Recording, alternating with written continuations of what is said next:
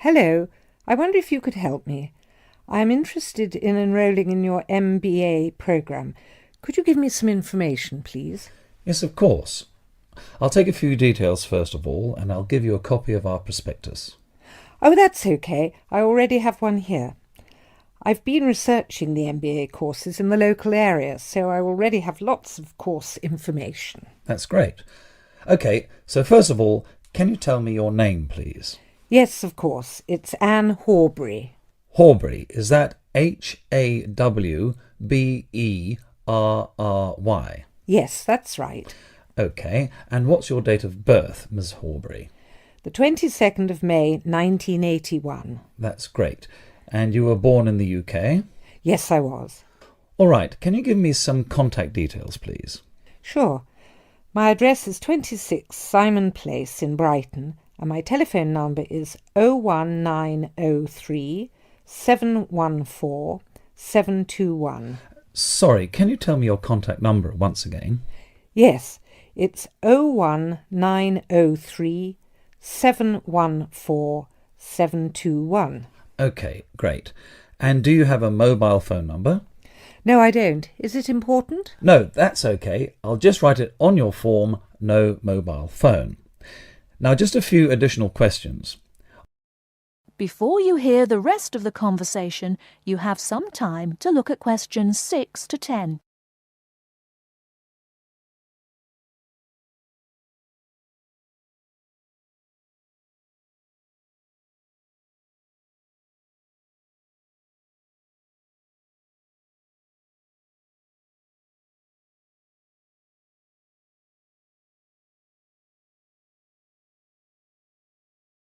Now listen and answer questions 6 to 10. Are you working or studying anywhere else at the moment? Yes, I'm working for Lloyd Enterprise in the city as a secretary, and I'm also attending a computer course part-time in the evenings. Great. So can you give me some details about your educational background? We need to make sure that your qualifications match the entry requirements. Yes. I completed a business degree a year ago. I've been working since my graduation, but the job market is very competitive these days, so I'd like to do some postgraduate study now. Okay, that sounds fine. Your degree is relevant, and it's good that you have some work experience too. I do need to warn you, though, that our MBA program is extremely popular and gets full quickly. So would you be interested in applying for any alternative courses if your application is not successful this time? Well, my first choice would, of course, be the MBA, but yes, I've had a good look through your prospectus, and I would also be interested in the international marketing course. That's great. It's always a good idea to keep your options open just in case. Finally, can you tell me where you learned about our courses here? Actually, my cousin studied the MBA course 2 years ago, and she recommended it to me. Okay, well, thank you for coming in today. I will pass your details on to our admissions department. They should contact you this week with a formal application form, and they usually invite MBA candidates to come in for an interview. Okay, well, thanks for your time. No problem. Good luck with your application. That is the end of part 1. You now have half a minute to check your answers.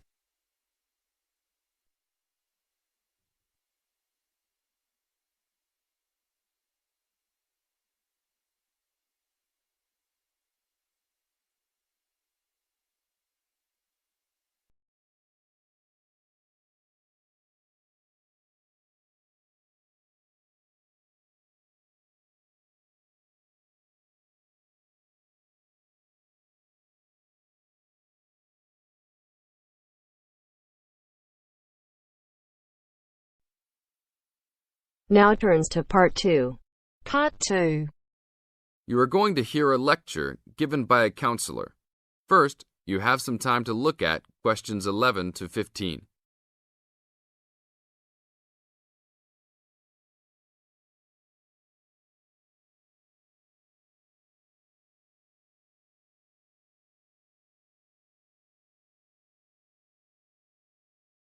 Now listen to the tape and answer questions 11 to 15.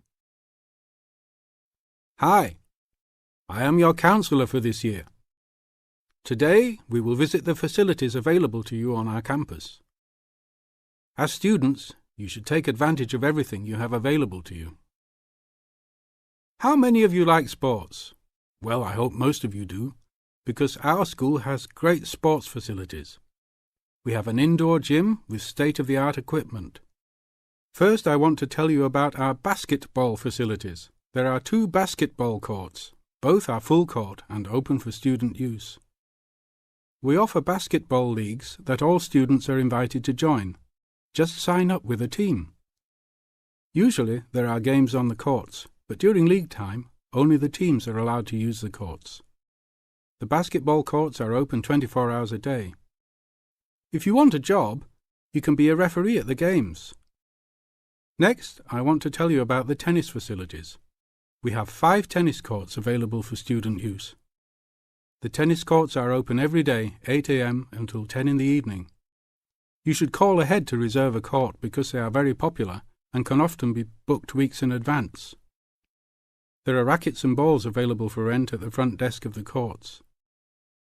There is an Olympic-sized swimming pool that is open for students and the general public. There are also showers and locker rooms available. The swimming pool is open every day, 9 a.m. until 7 in the evening. There are openings for the position of lifeguards, so if you are looking for a job in the sun, this might be good for you. Now look at questions 16 to 20.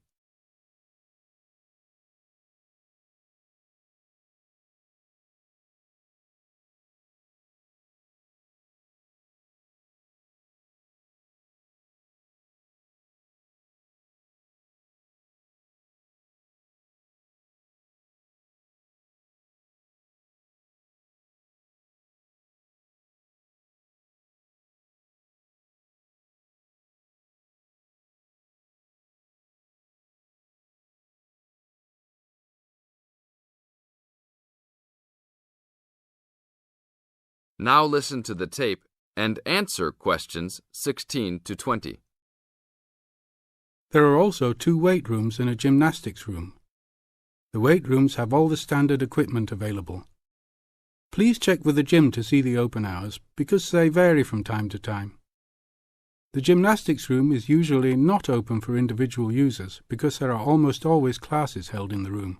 However, if you are interested, you may sign up for gymnastics classes. Plus, if you like martial arts and boxing, we offer classes for everyone, from beginners to advanced students. Please check the schedule for availability. There is everything available, from Chinese wushu to Brazilian wrestling. I will talk for a brief moment about our library system. Our campus has 3 libraries available to undergraduate students, 1 additional graduate library and 1 faculty library. The libraries are open daily until midnight except for during testing periods, when the libraries will be open 24 hours. Please look on a map to see where the libraries are located. All students with a valid ID can check out books, with a maximum of 10 books at a time. Books can be checked out for a 2-week period and then renewed for 1 month maximum. After that, there is a $1 fine per week that the book is overdue. I will repeat that. There is a hefty $1 fine per week. So it is a good idea to return books on time. If you lose a book, then you will have to repay the library for it, plus a fine. If you damage a book, most likely you will have to repay the value of the book. So please, enjoy the library facilities, but take care of the school's belongings. The library is also equipped with 200 computers for student use. They are all internet ready and available for use. You must sign up at the library for 1-hour time slots. You may sign up for up to 3 consecutive slots at a time. No one can use the computers without first signing in at the library. That is it for now. Thank you for your attention. That is the end of part 2. You now have half a minute to check your answers.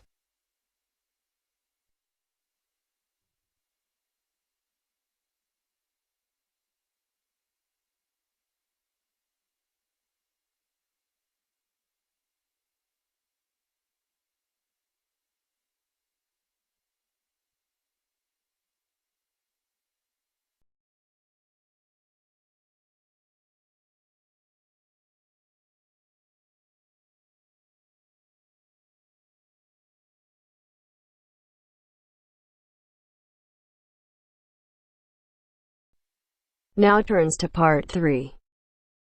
Part 3.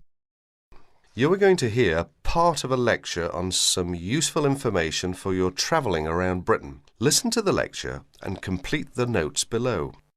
First, you have some time to look at questions 21 to 25.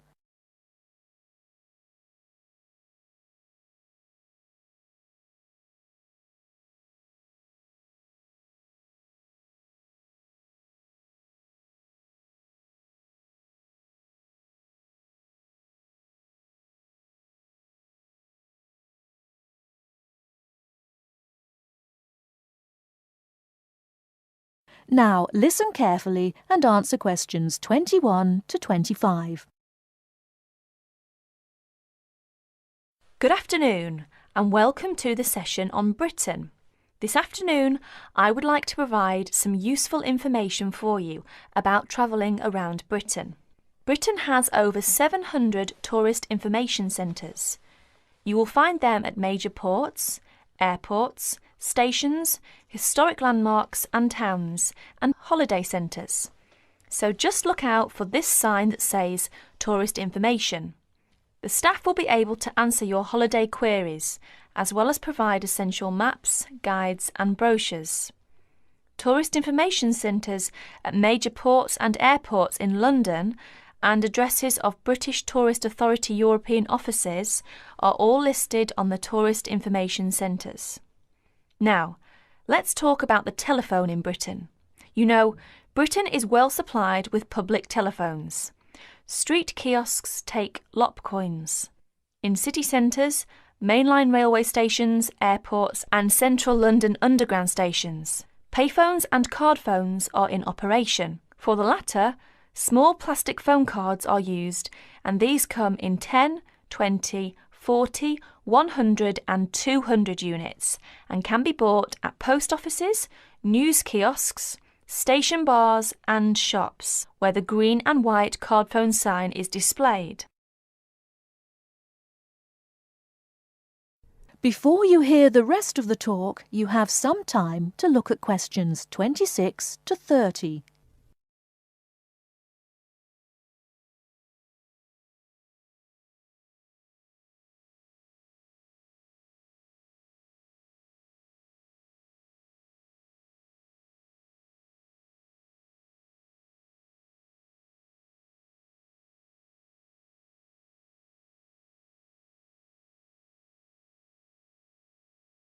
Now listen and answer questions 26 to 30. When using the different public telephone systems, make sure you read the dialling instructions carefully. Now let's see the banks in Britain. There are 24-hour banks at London's two main airports. One is Heathrow and the other is Gatwick. Otherwise, banks are normally open from 9:30 to 3:30, Monday to Friday. Barclays Bank and National Westminster Bank offer a Saturday morning service at some of their branches. National Gyrobanks has 42 bureaux de change located in post offices throughout the country in main tourist areas. Opening hours are 9 to 5:30 weekdays, 9 to 12:30 Saturday mornings. One exception to this is the Trafalgar Square office, whose opening hours are 8 to 8 weekdays and Saturdays, and 10 to 5 on Sundays. The Bureau de Change services are available to overseas visitors. Visitors can change their money there. You can also change money at Bureau de Change, large hotels, department stores and travel agents. Be sure to check in advance the rate of exchange and the commission charged, as these vary considerably. Wherever possible, you are advised to use the bank or Bureau de Change, which conforms to the BTA Code of Conduct. In most cases, this is indicated by display of the code. That is the end of part 3. You now have half a minute to check your answers.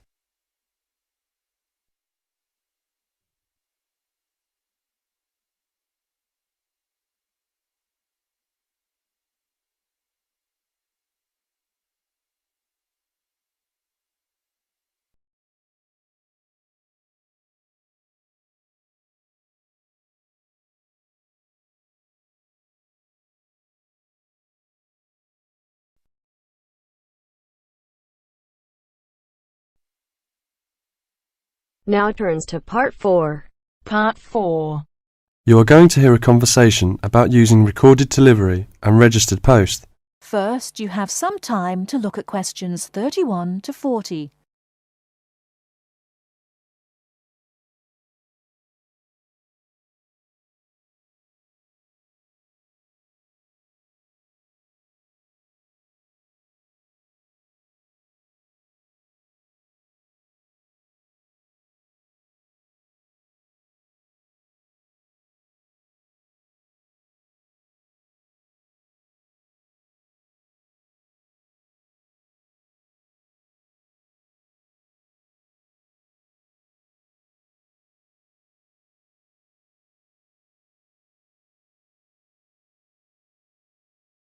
Now, listen carefully and answer questions 31 to 40.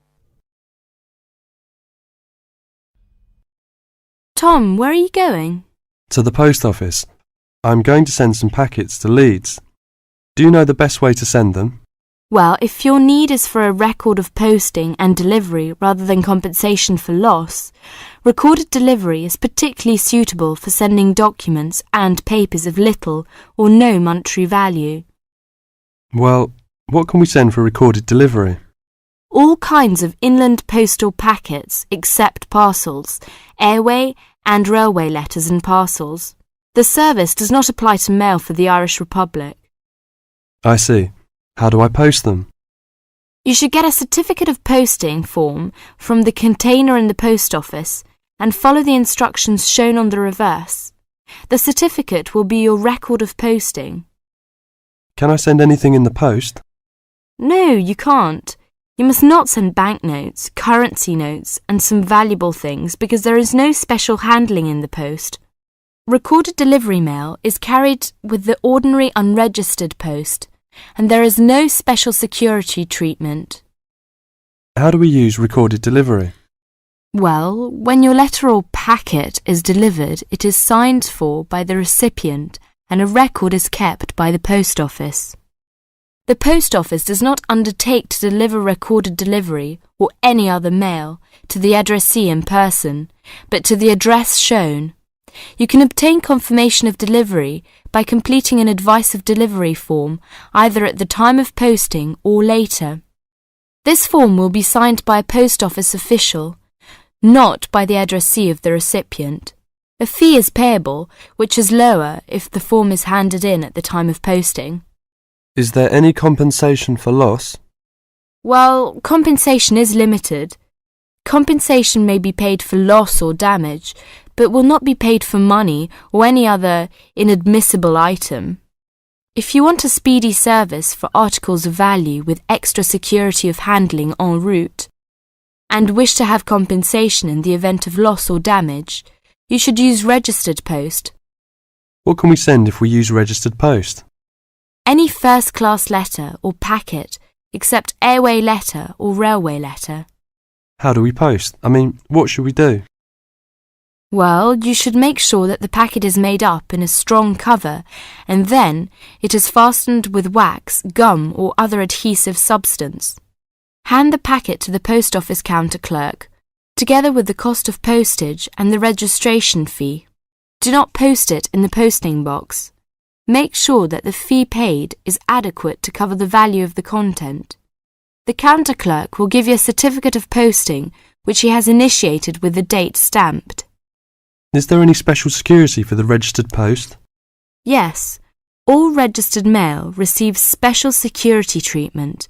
Packing is very important because registration is not in itself a safeguard against damage. The contents of registered packets must be adequately packed. How do we pack then? Do we have to use special envelope? Yes, you have to send the articles in one of the registered letter envelopes sold by the post office. These envelopes are already stamped for first-class postage and have the minimum registration fee. What about the compensation? Compensation will not be paid for the following articles, such as banknotes, currency notes, trading stamps, coupons, and some valuable things, unless they are enclosed in one of the registered letter envelopes sold by the post office. I see. How does it deliver? The recipient on delivery signs for your registered mail. The post office does not undertake to deliver registered or any other mail to the addressee in person, but to the address shown. You can obtain confirmation of delivery by paying an additional fee and completing an advice of delivery form, either at the time of posting or later. If you require the recipient's signature on the advice of delivery, the form must be handed in at the time of posting. Otherwise, a post office official will sign the certificate. The advice of delivery fee is lower if the form is handed in at the time of posting. Thank you very much for all this useful information. That is the end of part 4.